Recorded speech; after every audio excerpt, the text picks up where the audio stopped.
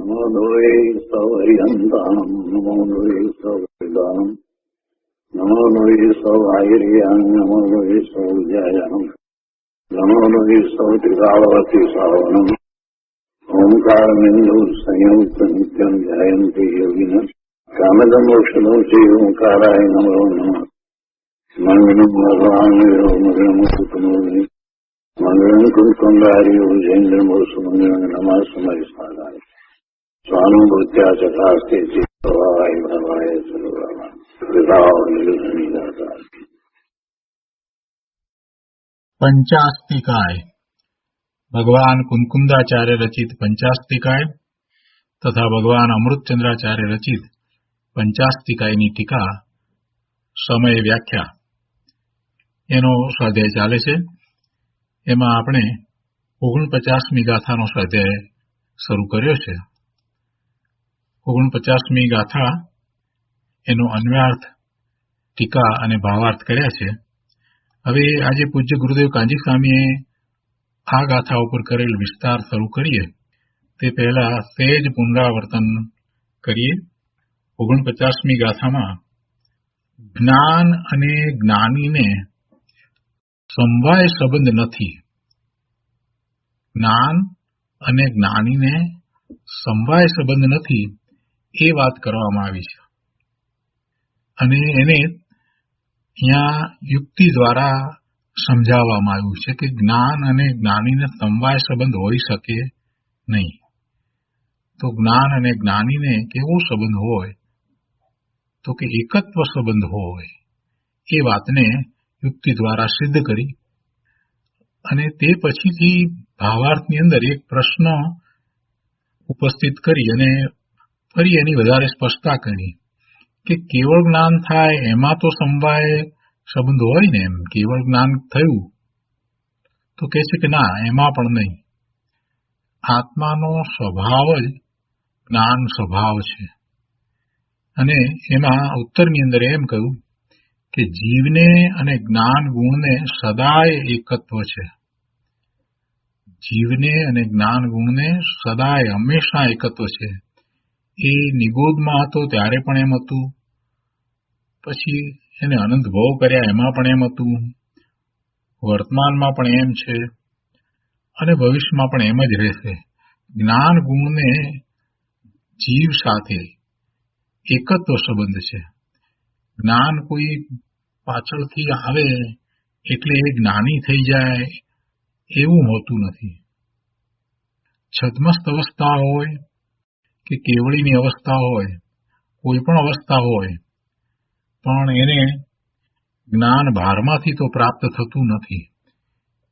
એટલે આત્માને સમવાય સંબંધ નથી. એટલે છેલ્લી એ વાત કરી કે છદ્મસ્ત દશામાં અને કેવળી દશામાં જે જ્ઞાનનો તફાવત જણાય છે તે માત્ર શક્તિ વ્યક્તિરૂપ તફાવત સમજવો.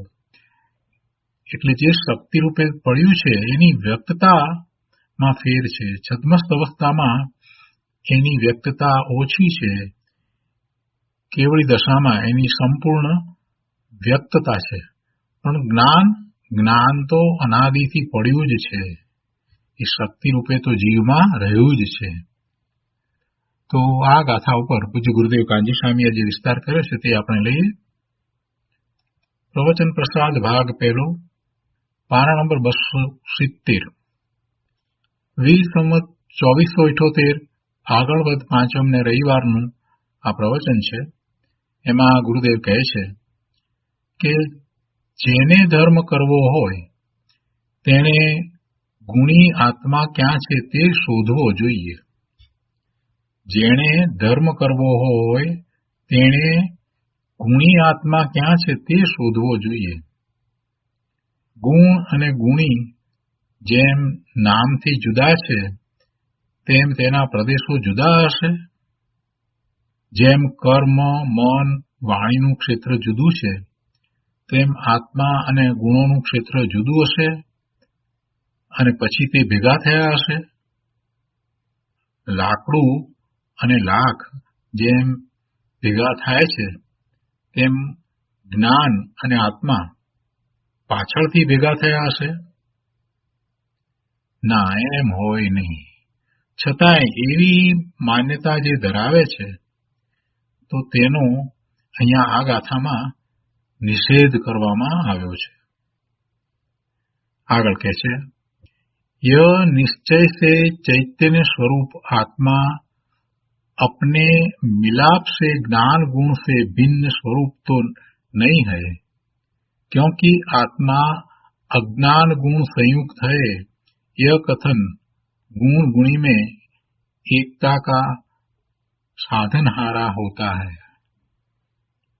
એનો વિસ્તાર કરતા ગુરુદેવ કહે છે કે આત્મા ખરેખર ચૈતન્ય સ્વરૂપ છે. આત્મા ખરેખર ચૈતન્ય સ્વરૂપ છે. ચેતના, જ્ઞાન અને દર્શનની ચેતના છે એવો આત્મા ચૈતન્ય સ્વરૂપ છે. એટલે એને આત્માને જ્ઞાન સ્વરૂપ પણ કહેવાય. જ્ઞાન સ્વરૂપ કહીએ એટલે એમાં ગર્ભિતપણે એ વાત આવી જાય કે આત્મા દર્શન સ્વરૂપ પણ છે. એટલે આત્માને ચૈતન્ય સ્વરૂપ કહો કે જ્ઞાન સ્વરૂપ કહો, એક જ વાત છે. તે તેના જ્ઞાન આદિ ગુણોથી જુદો નથી. આત્મા એના જ્ઞાન આદિ ગુણોથી જુદો નથી, પ્રદેશ અપેક્ષાએ જુદો નથી, અને અનાદિથી એમ જ છે અને અનંતકાળ સુધી એમ જ હોય છે. આત્માનો એક પણ ગુણ આત્માથી જુદો પડે નહીં. શરીર, કર્મ વગેરેથી પૃથક છે. આત્મા શરીરથી જુદો, કર્મથી જુદો, પણ એના ગુણોથી જુદો નથી. આત્મા જેનાથી જુદો છે તેને અજ્ઞાની ભેગા માને છે. આત્મા જેનાથી જુદો એટલે આ શરીર, કર્મ એ આત્માથી જુદા છે ને, તો એનાથી એ જુદો છે, પણ અજ્ઞાની એને આત્મા સાથે ભેગા માને છે. અને જ્ઞાન, દર્શન આદિ બહારથી પ્રગટે છે એમ એ જ્ઞાનને જુદું માને છે. એ ભ્રાંતિ છે, એ એની ભ્રાંતિ છે. અજ્ઞાનીની આ ભ્રાંતિ છે કે જે એનાથી જુદા છે, કર્મ, શરીર વગેરે, એને ભેગા માને છે, અને જે જુદા નથી એવા જ્ઞાન, દર્શન આદિ ગુણો એ બહારથી આવે છે, બહારથી પ્રાપ્ત થાય છે, બહારને કારણે પ્રગટે છે એમ માની અને એને જ્ઞાનને એ આત્માથી જુદું માને છે. પણ આ તો ભ્રાંતિ છે. આ તો ભ્રાંતિ છે. જ્ઞાન આદિ પોતાથી જુદા નથી. જ્ઞાન આદિ આત્માથી જુદા નથી. વળી કોઈ કહે કે જ્ઞાન આદિ જુદા હતા અને પાછળથી ભેગા થયા, તો એમ પણ નથી.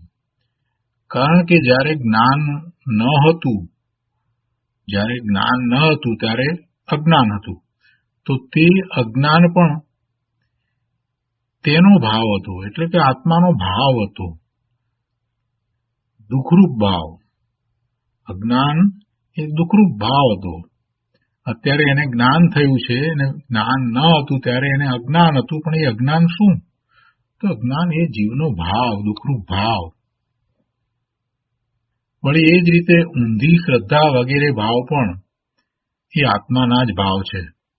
એ ભાવ પણ કઈ બીજાના, અન્યના હોતા નથી, અથવા તો બીજો કોઈ આવી અને એને એવા ભાવ કરાવે એમ પણ થતું નથી. બીજો કોઈ આવી અને એને અજ્ઞાન ભાવે કે ઊંધી શ્રદ્ધાના ભાવે લઈ જાય એમ પણ બનતું નથી.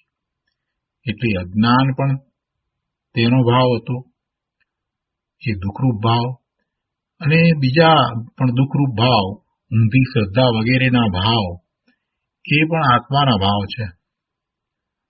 પણ તે ભાવ પરને લીધે સિદ્ધ થતો નથી. ગુણ સહિતનો ભાવ કે ગુણ રહિતનો ભાવ આત્માનો છે એમ નક્કી કરતા ગુણ ગુણીની એકતા સાબિત થાય છે.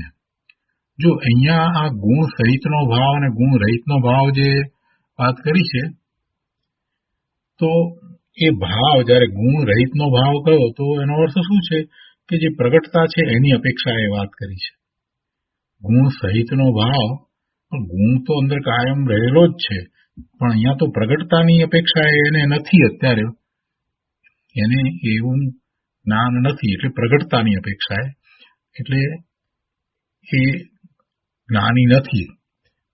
અને ગુણ રહિતનો ભાવ જે કહ્યો તો એ જ્ઞાન નથી એવો ભાવ, એ ગુણ રહિતનો ભાવ એટલે પ્રગટતાની અપેક્ષાએ, અને ગુણ સહિતનો ભાવ એટલે કે એને પ્રગટતા થઈ છે તો ગુણ સહિતનો ભાવ એટલે કે જ્ઞાની થયો છે ત્યારનો ભાવ, અને ગુણ રહિતનો ભાવ એટલે કે જ્યારે એ અજ્ઞાની હતો ત્યારનો ભાવ. એ જ રીતે બીજા બધા ગુણો માટે સમજી લેવું. શ્રદ્ધાનો ગુણ હોય તો એને માટે પણ એમ જ સમજવું. આનંદ, સુખ, શાંતિ, નિર્મળતા, સ્વચ્છતા, આ બધા ગુણો એની પ્રગટતા નથી થઈ તો એવો ગુણ રહિતનો ભાવ, અને એની પ્રગટતા થઈ છે તો એ ગુણ સહિતનો ભાવ. તો અહીંયા એ પ્રગટતાની અપેક્ષાએ આ રહિત અને સહિત છે. શક્તિ અપેક્ષાએ વાત નથી. શક્તિ અપેક્ષાએ તો અનંત ગુણનો પિંડ ભગવાન આત્મા એવો ને એવો ત્રિકાળ રહે છે. એટલે કે છે કે ગુણ સહિતનો ભાવ કે ગુણ રહિતનો ભાવ આત્માનો છે એમ નક્કી કરતા ગુણ ગુણીની એકતા સાબિત થાય છે. ભાવાર્થમાં સમજાવે છે કે આત્માને અને જ્ઞાન ગુણને પ્રદેશ ભેદ રહિતની એકતા છે. પ્રદેશ ભેદ રહિતની એકતા, પ્રદેશ ભેદ છે નહીં એવી એકતા છે. પ્રદેશ ભેદ વિનાની એકતા છે. પ્રદેશમાં જુદાપણું નથી એવી એકતા છે. ભલે નામથી જુદાપણું હોય પણ પ્રદેશ ભેદ નથી એવી એકતા છે. આત્માને અને જ્ઞાન ગુણને પ્રદેશ ભેદ રહિતની એકતા છે. આત્મા અસંખ્ય પ્રદેશી છે અને ગુણો પણ ત્યાં રહેલા છે. તેના પ્રદેશો જુદા નથી. જે જીવ શરીરથી ધર્મ માને છે, જ્ઞાન સંયોગથી પ્રગટે છે એમ માને છે, તેણે જ્ઞાન અને ધર્મ પોતાના આત્માથી જુદા માન્યા. શરીરથી ધર્મ થાય એમ માને, અને જ્ઞાન છે એ સંયોગથી પ્રગટે એટલે શરીરને કારણે ધર્મ થાય એટલે ધર્મ થવાનું કારણ એના આત્મામાં નથી. એનો અર્થ એવો થયો. વળી જ્ઞાન સંયોગથી પ્રગટે એનો અર્થ એ થયો કે જ્ઞાન જે છે તે પહેલા હતું નહીં અને કોઈ સંયોગ આવ્યા માટે જ્ઞાન પ્રગટ્યું.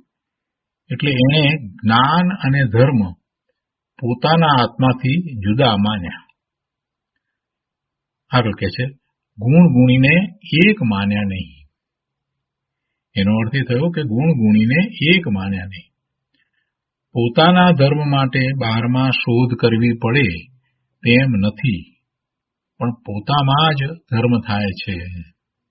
છતાંય મિથ્યાદ્રષ્ટિ મૂંઢ એમ માને છે કે શરીરથી ધર્મ થાય છે અથવા તો પુસ્તકથી જ્ઞાન થાય છે, એવી એની ઊંધી માન્યતા છે.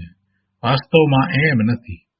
ધર્મ પોતાને કારણે પ્રગટે છે, એની પર્યાય પોતામાં થાય છે, એમાં પરની અપેક્ષા નથી.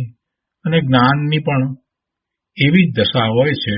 પોતાના કારણે જે થાય છે એના ઉઘાડ વધારે કે ઓછા થાય એ બધું એનું પોતાનું કારણ છે, એમાં પણ એને પરની અપેક્ષા નથી.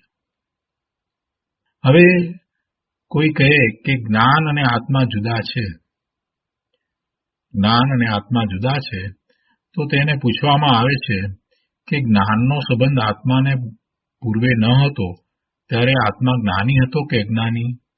આ ટીકાની વાત લીધી છે.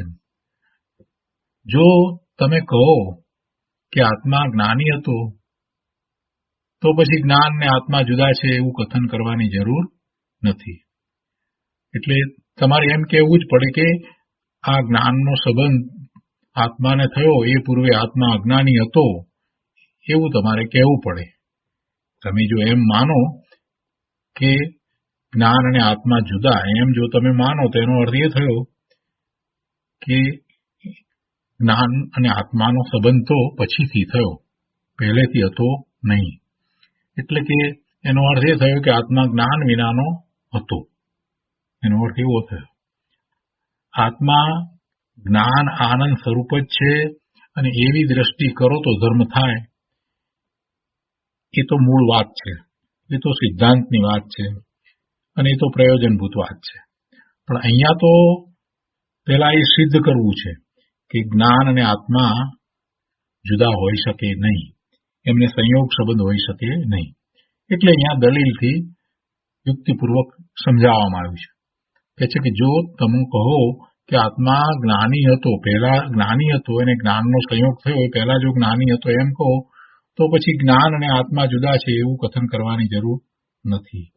અને વાસ્તવમાં આત્મા જ્ઞાન આનંદ સ્વરૂપ જ છે, અને એવી દ્રષ્ટિ કરો તો ધર્મ થાય.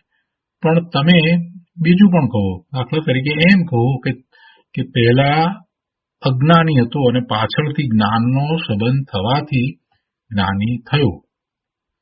જેમ લાકડીને લાખ ચોંટાડવામાં આવે તો લાકડી લાખ વાળી થાય, એનો સંયોગ થાય. તો તેવી રીતે જ્ઞાનનો સંબંધ આત્માની સાથે પાછળથી થયો અને તેથી તે જ્ઞાની થયો, એમ તમે ધારો કે કહો છો. જો એમ કહો છો તો પછી પૂછવામાં આવે છે કે આત્મા જ્યારે અજ્ઞાની હતો ત્યારે અજ્ઞાન ગુણના સંબંધથી અજ્ઞાની હતો કે અજ્ઞાન ગુણથી એકમેક હતો? અજ્ઞાન ગુણના સંબંધથી અજ્ઞાની હતો કે અજ્ઞાન ગુણથી એકમેક હતો? જો તમે તેનો જવાબ એમ આપો કે અજ્ઞાન ગુણના સંબંધથી અજ્ઞાની હતો, તો કહેવામાં આવે છે કે તે પહેલેથી તો અજ્ઞાની હતો જ. કેમ કે અજ્ઞાન ગુણના સંબંધથી અજ્ઞાની હતો જ્યારે તમે એમ કહો છો, તો એમાં કંઈ ખરેખર તો કહેવા પણ રહેતું જ નથી, એ તો અજ્ઞાની હતો જ. એટલે પછી વાત તો બીજી જ રહી કે એ અજ્ઞાની જે હતો તો અજ્ઞાન સાથે એકમેક હતો. અજ્ઞાનના સંબંધથી કાંઈ પ્રયોજન પછી રહેતું નથી, કેમ કે અજ્ઞાની હતો જ, એટલે સંબંધ થવાથી કંઈ અજ્ઞાની થયો એ વાત તો થઈ જ નહીં. એટલે કે છે અજ્ઞાનના સંબંધથી કાંઈ પ્રયોજન નથી, માટે તે સ્વભાવથી જ અજ્ઞાની થયો, એટલે કે એ અજ્ઞાન સાથે એકમેક હતો. શરીર કર્મ આદિ પર પદાર્થ મારા માની પોતે અજ્ઞાની થયો છે. તે અજ્ઞાન કોઈ પરના કારણે નથી, પણ પોતાની ભૂલના કારણે છે. તર્કથી તો વાત સમજાવી કે કોઈ અજ્ઞાનનો સંયોગ કરીને સંયોગથી અજ્ઞાની થયો એમ નહીં, પણ અજ્ઞાની હતો, એટલે કે અજ્ઞાન સાથે એકમેક હતો. અને ટીકામાં પણ એ જ રીતે વાત લીધી. અહીંયા ગુરુદેવ સાદા શબ્દોમાં સમજાવે છે કે અજ્ઞાનના સંબંધથી કાંઈ પ્રયોજન નથી, કેમ કે એ અજ્ઞાની હતો, માટે એ સ્વભાવથી જ અજ્ઞાની થયો. પહેલેથી અજ્ઞાની હતો, સ્વભાવથી અજ્ઞાની એટલે ત્રિકાળ સ્વભાવની અહીંયા વાત નથી. એ કયા સ્વભાવથી ખરેખર અજ્ઞાની? તો એ પ્રગટ સ્વભાવમાં એ જ્ઞાન થયું, એ પહેલા અજ્ઞાની હતો, એમ એનો અર્થ થયો. જ્ઞાન સ્વભાવી છે, છતાં પણ આ તો અહીંયા તર્ક દ્વારા વસ્તુ સ્વરૂપને સિદ્ધ કરવું છે ને, એટલે પછી એના ઉપરથી એમ નક્કી કરે છે કે ભાઈ અજ્ઞાન સાથે એકમેક હતો, તો એમ કહેવાય કે જો અજ્ઞાન સાથે એકમેક હોવાથી જો એ અજ્ઞાની હોય, તો એવી જ રીતે જ્ઞાન સાથે એકમેકથી જ એને જ્ઞાની કહેવાય. તો જ્યારે એ જ્ઞાની થયો છે તો જ્ઞાન સાથે એકમેક હોવો જ જોઈએ. એટલે બહારથી સંયોગ જ્ઞાનનો થયો એટલે જ્ઞાની થયો એમ ન હોય, આ રીતે તર્ક દ્વારા સિદ્ધ કર્યું. તો અહીંયા કહે છે કે એને જે અજ્ઞાન એ કોઈ પરના કારણે નથી, પણ પોતાની ભૂલના કારણે છે.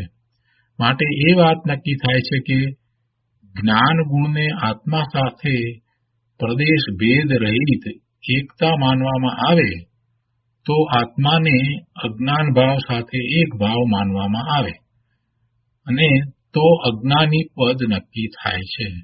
એટલે તમે જે અજ્ઞાનની વાત કરો છો, તો એ અજ્ઞાનની સાથે એકમેકપણું છે, એનાથી અજ્ઞાની છે, તો પછી જ્ઞાન સાથે એકમેકપણાથી એ જ્ઞાની નક્કી થાય. એટલે પહેલી વાત એ જ નક્કી કરવી પડે કે જ્ઞાન પાછળથી આવતું નથી, જ્ઞાનનો સંયોગ થતો નથી, જ્ઞાન સાથે એને એકમેકપણું હોય જ, એમ જ એ જ્ઞાની છે. પણ એની પ્રગટતાની અહીંયા તો વાત છે. અહીંયા પ્રગટતાની વાત છે. શક્તિ અપેક્ષાએ તો જ્ઞાન સાથે એને એકમેકપણું જ છે. ગુરુદેવ અહીંયા આ તર્કને સમજાવે છે.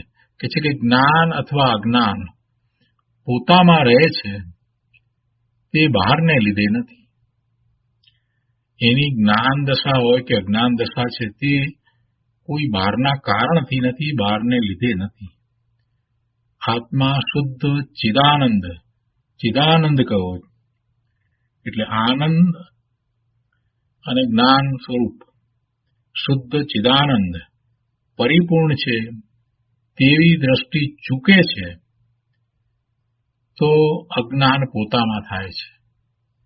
પોતે આત્મા શુદ્ધ ચિદાનંદ પરિપૂર્ણ છે તેવી દ્રષ્ટિ ચૂકે છે એટલે કે પોતે પોતાના જ્ઞાન સ્વભાવને ચૂકી જાય છે, પોતે પોતાના આનંદ સ્વભાવને ચૂકી જાય છે.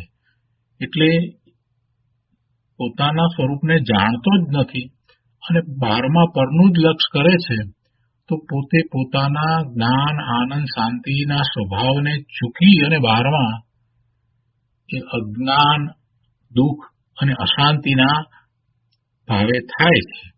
પણ એ પોતે થાય છે અને એ બધું પોતામાં થાય છે, એમાં બીજું કોઈ કાંઈ કરાવે છે એમ નથી. આત્મા શુદ્ધ ચિદાનંદ પરિપૂર્ણ છે તેવી દ્રષ્ટિ ચૂકે છે તો અજ્ઞાન પોતામાં થાય છે, અને આત્માનું ભાન કરે તો જ્ઞાન પણ પોતામાં થાય છે. પરથી થતું નથી, બીજાથી થતું નથી, પરમાંથી આવતું નથી, બીજા કોઈમાંથી આવતું નથી. આ કારણસર જ્ઞાન અને આત્માને અનાદિથી એકતા છે અને તે કદી પૃથક થતા નથી. આત્મા અને જ્ઞાન કદી જુદા પડતા નથી. જ્ઞાનને અને આત્માને એવી એકતા છે કે જ્ઞાનના અભાવથી આત્માનો અભાવ થઈ જાય. જ્ઞાન ગુણ છે અને આત્માનો એક પણ ગુણ ઓછો થાય તો આત્મા રહી શકે નહીં. આત્મદ્રવ્યનો નાશ થાય, કેમ કે દ્રવ્ય છે તે ગુણોનો સમૂહ છે અને ગુણો દ્રવ્યની બધી અવસ્થાને વિશે હોય. ગમે તે અવસ્થા થાય, ગમે તે પર્યાય થાય, પણ એક પણ ગુણ આગો પાછો થાય નહીં. આ તો સિદ્ધાંત છે. એટલે જો એમ કહેવામાં આવે કે આત્મામાંથી જ્ઞાન ગુણ ચાલ્યો ગયો તો પછી આત્મદ્રવ્યના નાશનો પ્રસંગ આવે, પણ એમ તો બનતું નથી. જેમ ગળપણના નાશથી ગોળનો નાશ થાય છે તેમ જ્ઞાનના નાશથી આત્માનો નાશ થાય છે, પણ એમ કદી બનતું નથી. એમ કદી બનતું નથી. આત્માનો નાશ કદી થતો નથી, પણ અજ્ઞાનીને પોતાની દ્રષ્ટિમાં આત્મા આવતો નથી. મૂળ તો વાત આ છે. અજ્ઞાનીને પોતાની દ્રષ્ટિમાં આત્મા આવ્યો નથી. જ્ઞાન શું ચીજ છે એનું ભાન થયું નથી. પોતે જ્ઞાન સ્વભાવી ભગવાન આત્મા છે અને એની અનુભૂતિ થતાં જે જ્ઞાન પ્રગટે છે એ જ્ઞાન છે.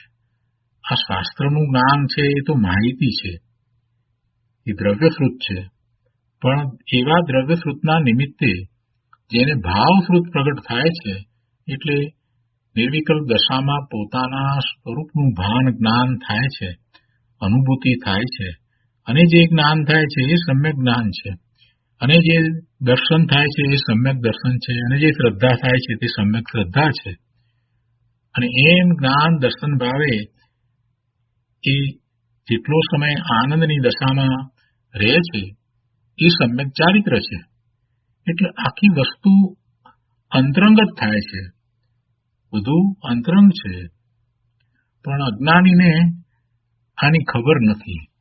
એને પોતાના એવા જ્ઞાન આનંદ સ્વભાવની દ્રષ્ટિ નથી, એટલે એને આત્માનો ખ્યાલ નથી.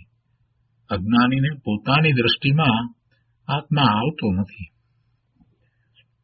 અથવા હવે દલીલ જે આગળ ચાલી રહી છે તર્ક, એને આગળ થોડોક વધારે સમજાવે છે, કે છે ટીકામાં જે વાત આવી છે એને ગુરુદેવ સમજાવે છે કે અથવા જો એમ માનવામાં આવે તો આત્મા અજ્ઞાન ભાવની એકતાથી અવશ્યમેવ અજ્ઞાની થાય છે. જો આત્મા સમ્યક દર્શનથી એકમેક નથી તો મિથ્યા દર્શનથી એકમેક છે. જો આત્મા સમ્યક જ્ઞાનથી એકમેક નથી તો મિથ્યા જ્ઞાનથી એકમેક છે. જો આત્મા ચારિત્રથી એકમેક નથી તો મિથ્યા ચારિત્રથી એકમેક છે. જો આત્મા પંડિત વીર્યથી એકમેક નથી તો બાળ વીર્યથી એકમેક છે. આત્મા ત્રિકાળી છે, તેના ગુણો શુદ્ધ છે અને તેની પર્યાયમાં ભાન કરે તો નિર્મળ પર્યાયથી એકમેક છે અને ભાન ન કરે તો અજ્ઞાન આદિ વિપરીત પર્યાયથી એકમેક છે. અજ્ઞાન સાથે એકમેકપણાની વાત કરી. જો જ્ઞાન સાથે એકમેકપણું છે તો પછી અજ્ઞાનનું પણ આત્મા સાથે એકમેકપણું છે. અને પછી અજ્ઞાનની એકલાની ક્યાં વાત? બધી વાત ગુરુદેવે તો અહીંયા સાથે લઈ લીધી કે આ મિથ્યા દર્શન સાથે એને એકમેકપણું છે, મિથ્યા જ્ઞાન સાથે એને એકમેકપણું છે, મિથ્યા ચારિત્ર સાથે એને એકમેકપણું છે. પણ આ બધું જે છે તે શું છે? એ બધા ભાવ છે. અને એવા ભાવ કેમ છે? તો કે પોતાના સ્વરૂપનું ભાન જ્ઞાન નથી એટલે એવો ભાવ છે. આત્મા તો ત્રિકાળી છે, તેના ગુણો શુદ્ધ છે અને તેની પર્યાયમાં ભાન કરે તો નિર્મળ પર્યાયથી એકમેક છે અને ભાન ન કરે તો અજ્ઞાન આદિ વિપરીત પર્યાયથી એકમેક છે. પોતે સ્વરૂપનું ભાન કરે તો એ સમ્યક દર્શનથી, સમ્યક જ્ઞાનથી, સમ્યક ચારિત્રથી એકમેક છે. અને જો એ પોતાના સ્વરૂપનું ભાન ન કરે તો એ અજ્ઞાનથી, મિથ્યા દર્શનથી, મિથ્યા ચારિત્રથી એનાથી એટલે એવા વિપરીત પર્યાયથી એકમેક છે. અથવા એમ કહે કે અજ્ઞાનનો નાશ કરી આત્મા જ્ઞાની થયો છે તો તે કથન કર્મનો નિમિત્ત સંબંધ બતાવી વ્યવહાર નહીંથી જાણવું. જો કોઈ એમ કહે કે પહેલા અજ્ઞાન હતું ને પછી અજ્ઞાનનો નાશ કરી આત્મા જ્ઞાની થયો છે તો તે કથન કર્મનો નિમિત્ત સંબંધ બતાવી વ્યવહાર નહીંથી જાણવું. ખરેખર તો આત્માનું ભાન એને થયું છે, આત્માનું ભાન થયું છે એટલે એ જ્ઞાની થયો છે. અને એમાં જે કર્મનો ઉપશમ ક્ષય કે ક્ષયોપશમ જે કંઈ થયું એ નિમિત્ત કારણ છે એટલે એ વ્યવહાર નહીંથી જાણવું. આત્માનું ભાન કરી અજ્ઞાન નાશ કર્યું અને કર્મનો અભાવ થયો તે નિમિત્તથી કથન છે. આત્માનું ભાન કરી અજ્ઞાન નાશ કર્યું ખરેખર એમ છે. અને એમાં પછી સાથે એમ કહીએ કે જ્ઞાનાવરણીય કર્મનો અભાવ કરી અને એને જ્ઞાન કર્યું તો એ નિમિત્તથી કથન છે. પણ તેથી અજ્ઞાન ભાવ આત્માથી જુદો છે એમ વાત આવતી નથી. અજ્ઞાન ટળ્યું અને જ્ઞાન નવું આવીને ચોંટ્યું એવો એનો અર્થ નથી. કોઈ અજ્ઞાન હતું અને એ જુદું પડ્યું અને જ્ઞાન આવીને એને ચોંટ્યું એવો અર્થ એમાંથી થતો નથી. જ્ઞાનની વિપરીત અવસ્થા ટળી અને કર્મ પણ નિમિત્ત રૂપે ટળી ગયું અને જ્ઞાનની સવળી અવસ્થા પ્રગટ થઈ અને કર્મ ટળી ગયું. પણ જ્ઞાન નવું આવે છે તેમ સાબિત થતું નથી. અજ્ઞાન અવસ્થા હતી અને હવે જ્ઞાન અવસ્થા થઈ તો પેલું જ્ઞાનાવરણીય કર્મ જે છે એનો નાશ થયો માટે જ્ઞાન થયું એમ પણ નહીં. જ્ઞાનાવરણીય કર્મ ગયું એટલે કે એનો ઉપશમ ક્ષયોપશમ કે ક્ષય થયો અને અહીંયા જીવને જ્ઞાન થયું એ બંને વાત એક સાથે છે, એક સમયમાં છે. માટે એ કર્મના અભાવને નિમિત્ત કહેવામાં આવે. પણ એ વ્યવહારને એનું કથન છે કેમ કે નિમિત્ત ખરેખર કાંઈ કરતું નથી. નિમિત્ત ખરેખર કાંઈ કરતું નથી. એને અજ્ઞાન ચાલ્યું ગયું અને એનો જ્ઞાન સ્વભાવ પ્રગટ થયો, તો એને એ જ્ઞાન સ્વભાવ પોતાનામાં પડ્યો હતો માટે પ્રગટ થયો.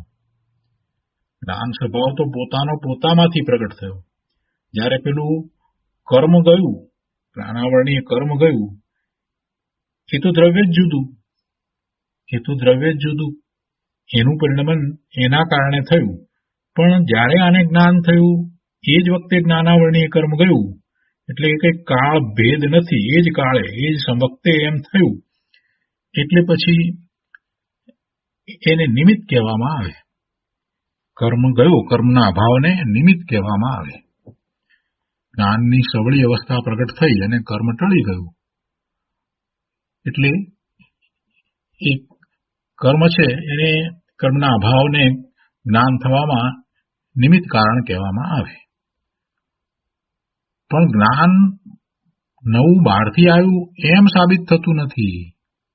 આ જ્ઞાન થયું તો એમાં એમ વાત નથી આવતી કે બહારથી થયું.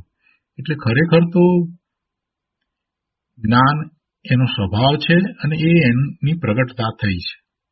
એ પ્રગટતા પોતાને પોતાથી થઈ છે, બહારથી આવ્યું છે એમ નથી. આગળ કહે છે, જીવ વિકાર કરે તો પોતાના ભાવમાં છે અને જ્ઞાન કરે તો પણ પોતાનામાં કરે છે. જ્યારે અજ્ઞાન અવસ્થામાં હતો તો એ પોતાના સ્વભાવ ભાવથી ચ્યુત થઈને, એટલે કે પોતે સર્વજ્ઞ સ્વભાવી જ્ઞાન સ્વભાવી છે એવા પોતાના સ્વરૂપનું લક્ષ્ય ન કરીને એ વિકાર ભાવે અજ્ઞાન ભાવે થતો હતો. તો એ ભાવે એનો છે અને એ ભાવ જીવને વિશે થાય છે, અને એ ભાવ બીજો કોઈ કરાવતો નથી. જીવ વિકાર કરે તો પોતાના ભાવમાં, એ પણ પોતાના ભાવમાં જ છે, અને સ્વરૂપનું લક્ષ્ય કરી અને જ્ઞાન કરે તો પણ પોતામાં કરે છે. ચિંતાનું સ્થાન પણ પોતામાં છે અને ચિંતાનો અભાવ પણ પોતામાં થાય છે. પરમાં કે પરના અવલંબને થતો નથી. અજ્ઞાન ભાવ કહો, મિથ્યાત્વ ભાવ કહો કે દુઃખનો ભાવ કહો, એ બધા ભાવ જીવ પોતે પોતામાં કરે છે માટે થાય છે, કોઈ કરાવતું નથી. અને થાય છે ક્યાં? પોતામાં. એટલે એ પર્યાય પોતાની છે. પોતાના અસંખ્ય પ્રદેશમાં એ પર્યાય થાય છે. ક્ષણિક, એક સમયની છે, પણ થાય છે પોતામાં પોતાથી. બહારથી કોઈ આવીને, એટલે કે સંયોગને કારણે થાય છે એમ નથી. અહીંયા ગુરુદેવ એ વાત સમજાવી રહ્યા છે. જ્ઞાનને અને આત્માને એક પણ સમજાવ્યું, અને જ્ઞાન થવાનું કારણ પોતાનું છે, કેમ કે જ્ઞાન ગુણ અંદરમાં શક્તિ રૂપે પડ્યો છે, એનું ભવન અંદરમાં ચાલતું હતું, એની પ્રગટતા થઈ માટે જ્ઞાન થયું. આ વાત તો બધાને સમજાઈ ગઈ. પણ ગુરુદેવ એક બીજી વાત અહીંયા સમજાવી રહ્યા છે કે ભાઈ, તને ચિંતા થાય, દુઃખ થાય, અથવા તો તું વિકારી ભાવે થાય, તો એ પણ કોઈ સંયોગને કારણે નથી થતું, કોઈ આવીને કરાવે છે એમ નથી. અને એ ક્યાં થાય છે? એ પોતામાં થાય છે, પોતે કરે છે માટે થાય છે. જીવ વિકાર કરે તો પોતાના ભાવમાં છે. એ વિકાર ભાવ પણ પોતાના ભાવમાં છે, પોતામાં થાય છે, પોતાના પ્રદેશમાં થાય છે. અને જ્ઞાન કરે તો પણ પોતામાં કરે છે.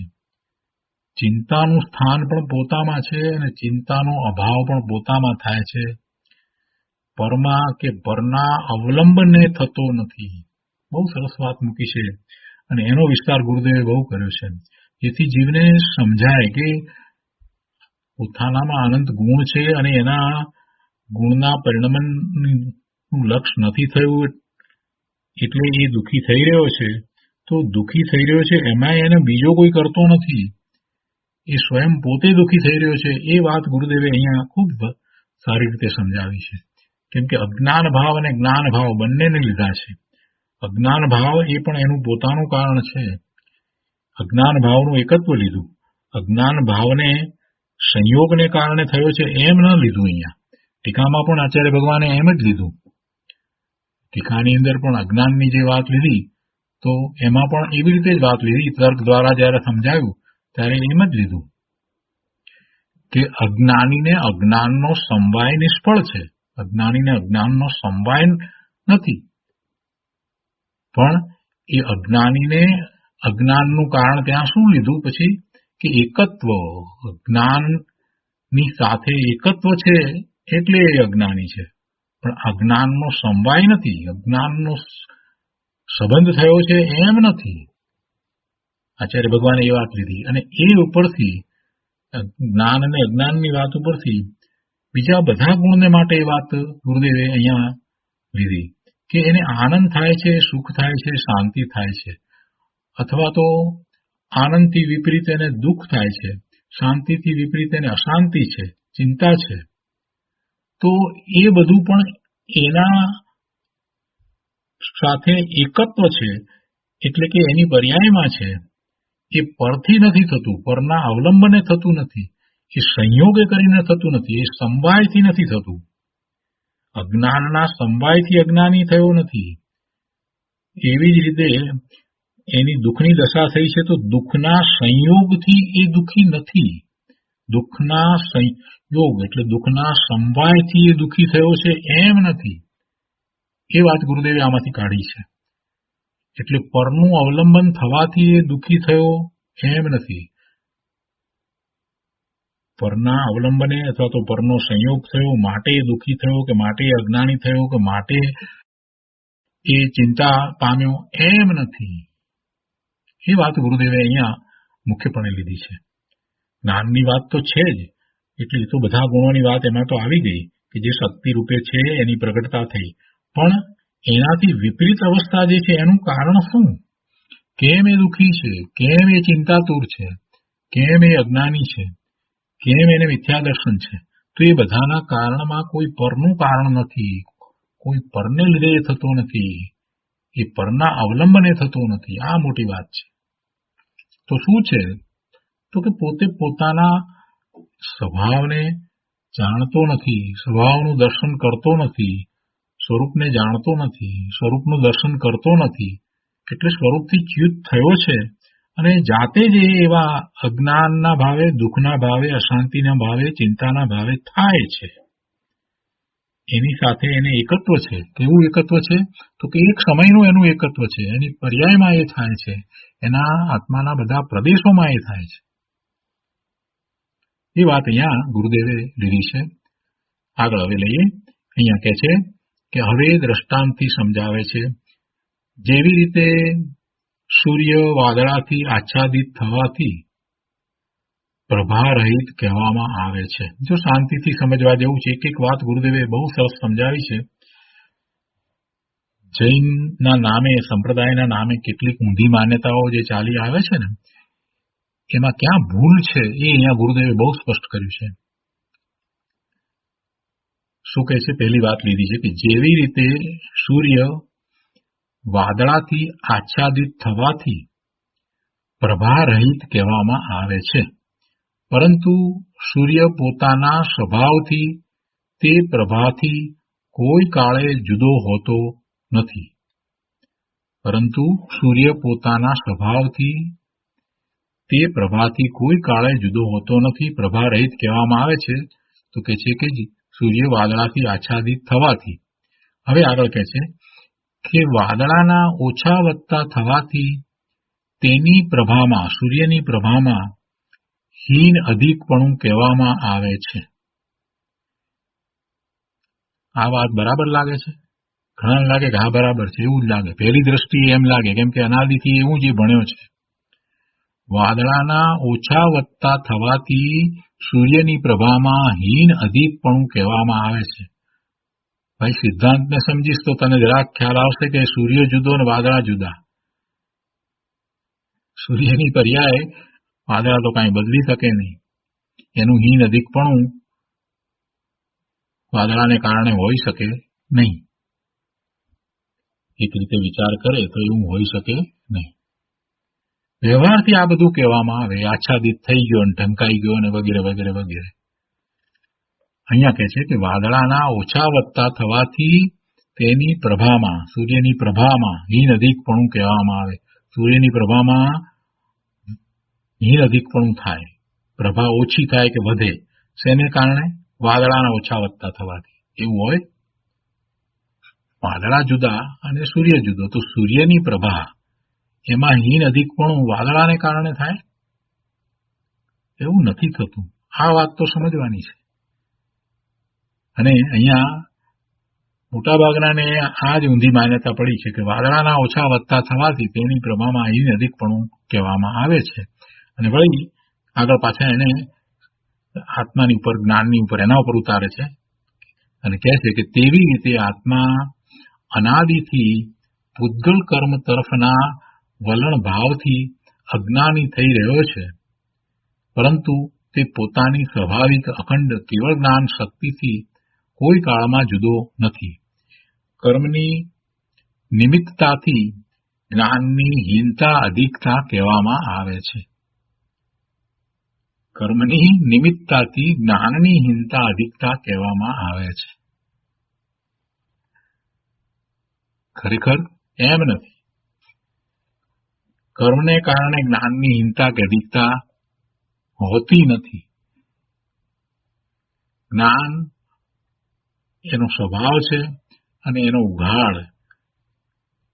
ઉઘાડ ઓછો કે વધતો છે, તો એ કર્મને કારણે નથી. આ વાતને યાદ રાખવાની છે.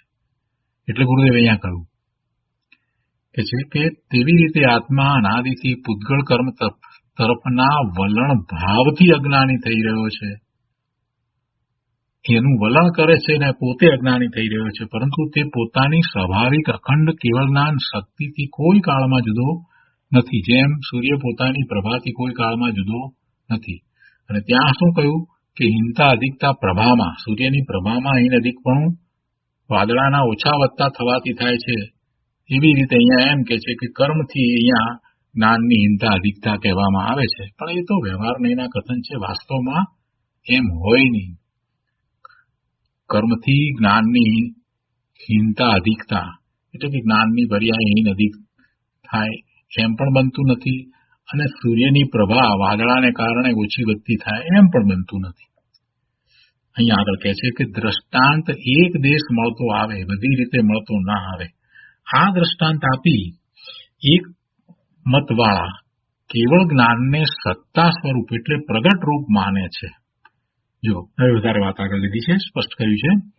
શું ભૂલ ક્યાં થાય છે? તો કે આ જાતનું દ્રષ્ટાંત આપી અને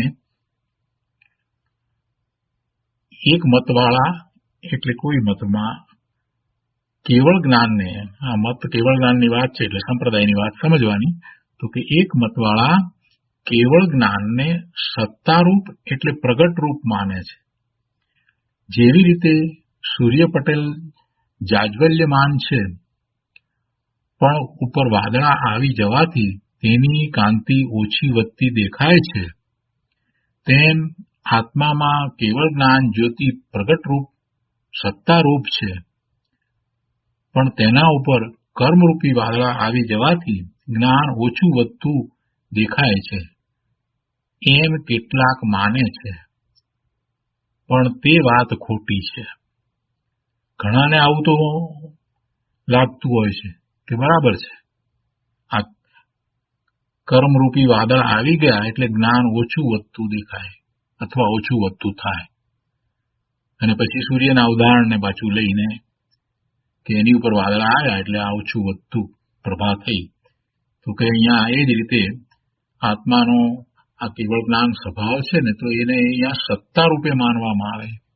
એટલે સત્તા રૂપે એટલે પ્રગટ રૂપ જ છે.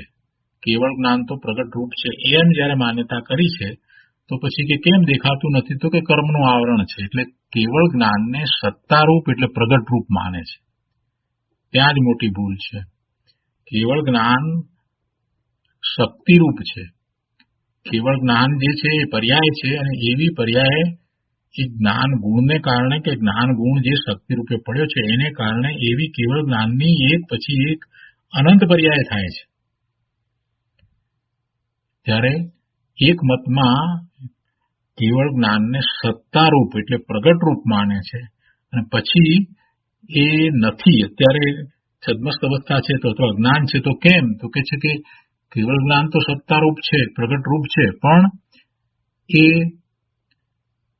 કર્મના આવરણથી ઢંકાઈ ગયું છે. કર્મરૂપી વાદળા આવી જવાથી જ્ઞાન ઓછું વધતું દેખાય છે, પણ છે તો પ્રગટરૂપ. કેવળ જ્ઞાન સત્તારૂપ એટલે પ્રગટરૂપ છે.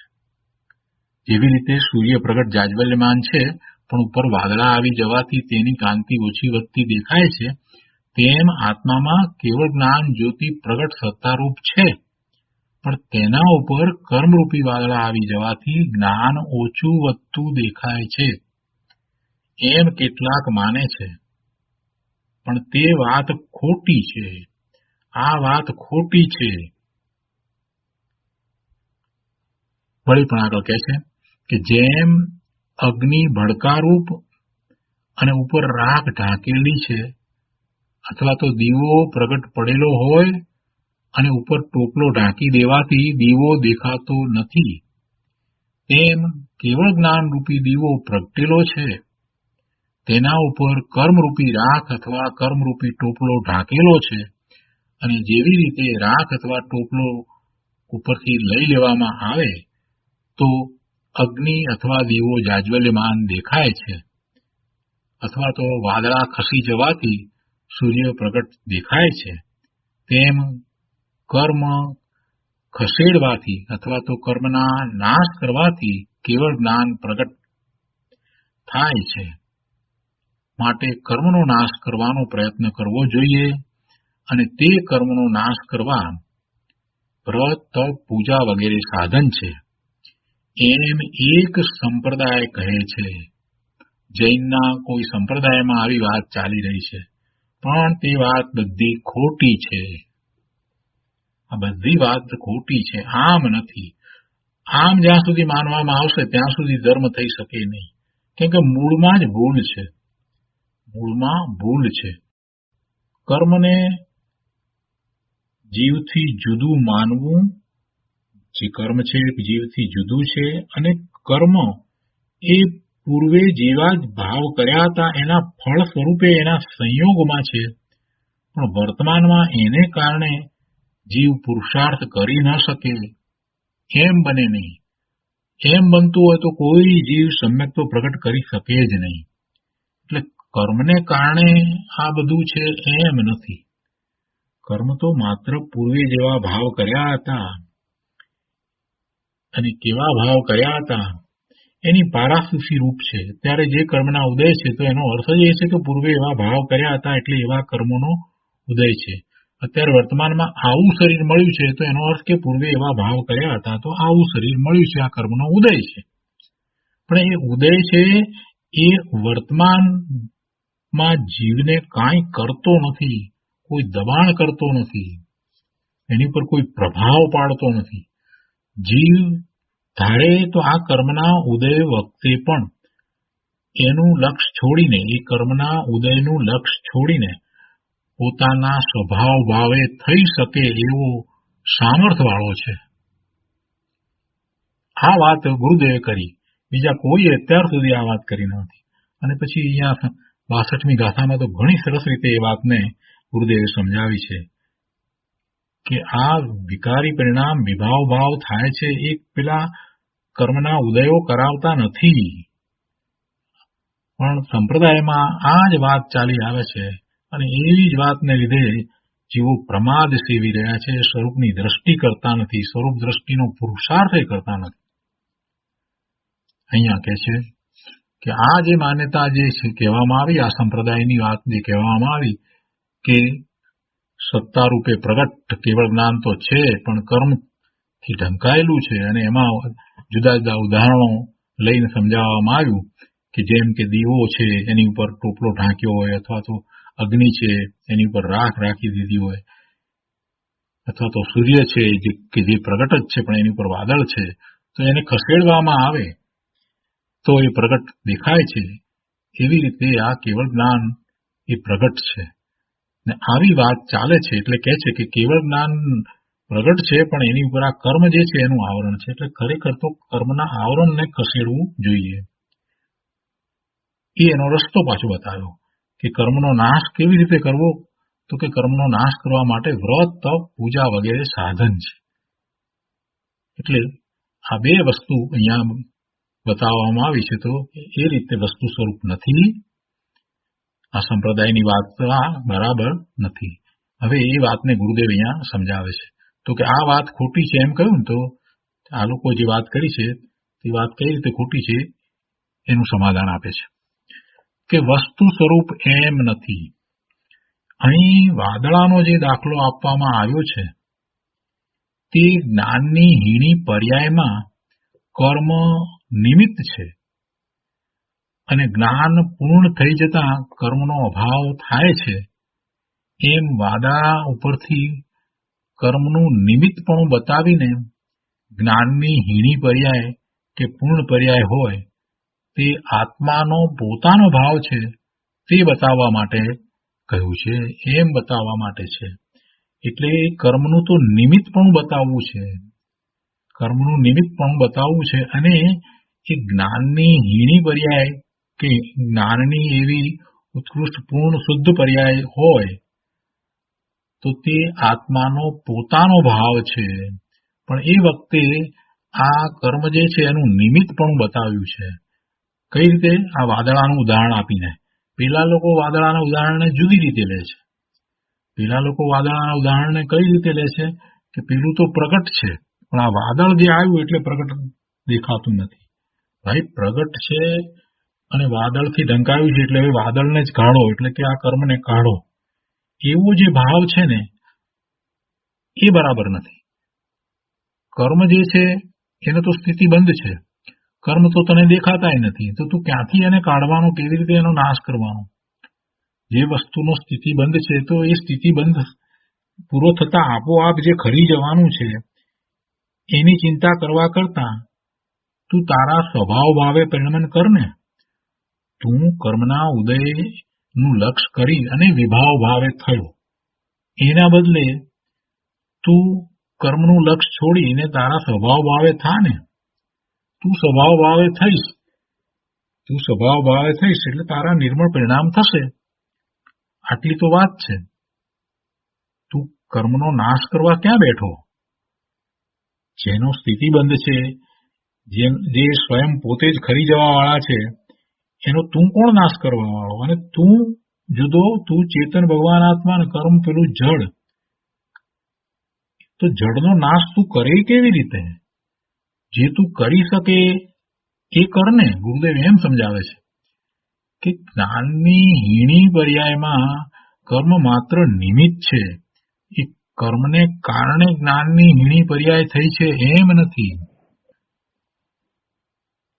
અહીંયા આપેલું જે ઉદાહરણ સૂર્યના ને બધા લઈ અને જે વાત ઊંધી લીધી છે ને એનું સમાધાન આપ્યું છે કે ભાઈ તું જરાક વસ્તુ સ્વરૂપને સમજ.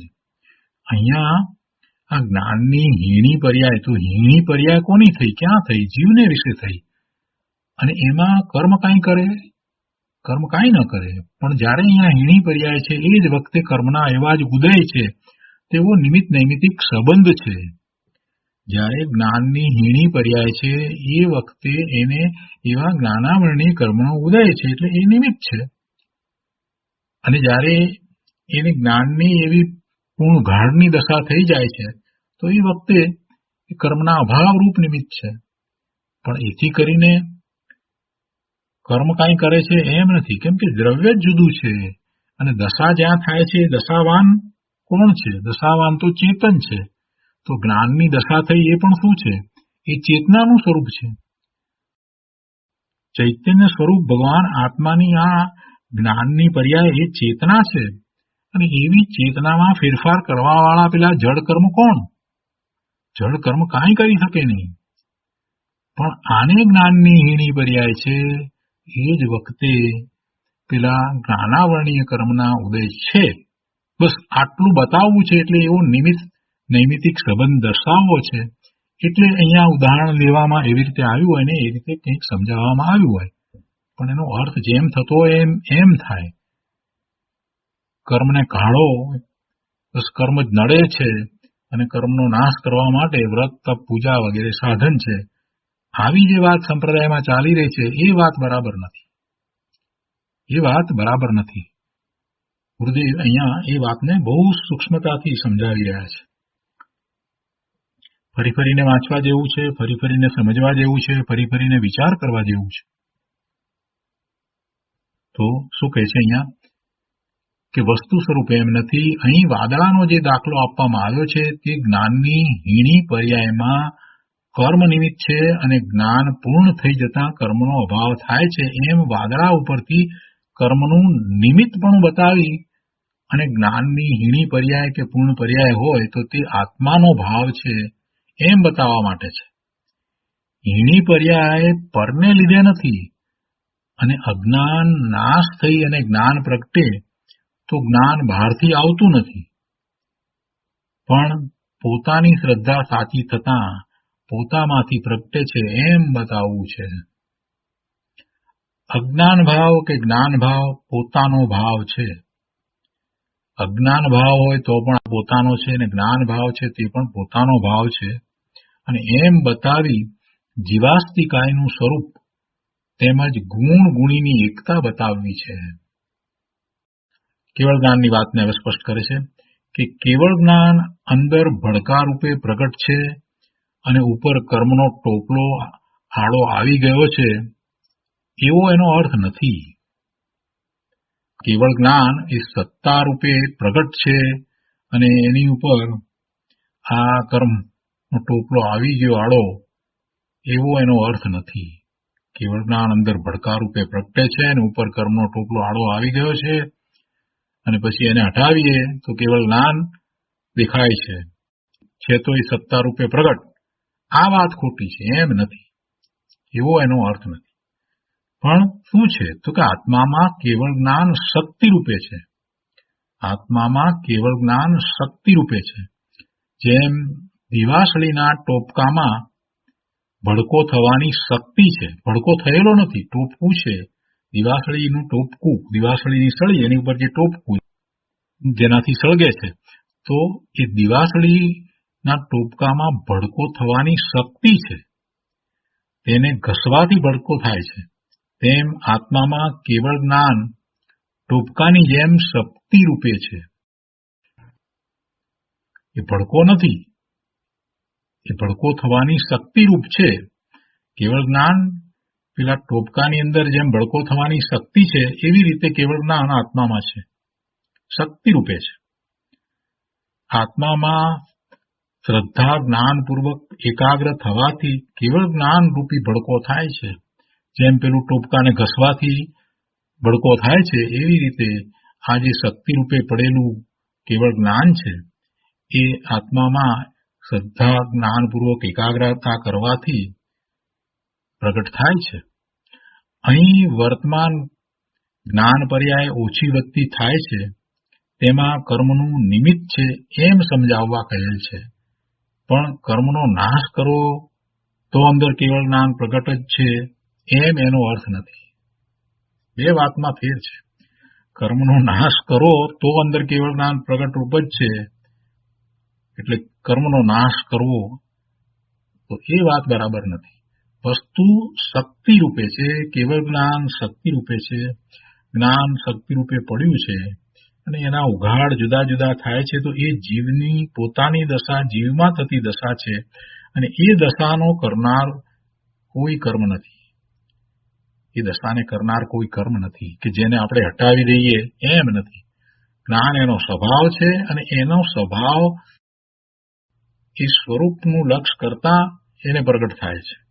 આત્મામાં શ્રદ્ધા જ્ઞાનપૂર્વક એકાગ્રતા કરવાથી આ કેવળ જ્ઞાન પ્રગટ થાય છે. પણ કર્મનો નાશ કરો તો અંદર કેવળ જ્ઞાન પ્રગટ રૂપ જ છે એમ એનો અર્થ નથી. વળી પણ ઉદાહરણ આપ્યા છે તો એ બધો વિસ્તાર આપણે આવતી વખતે લઈશું. આજનો સ્વાધ્યાય અહીંયા સુધી રાખીએ છીએ. હવે સુખધામ બોલીએ. સુખધામ અનંત સુસંત ચરી દિન રાત રહે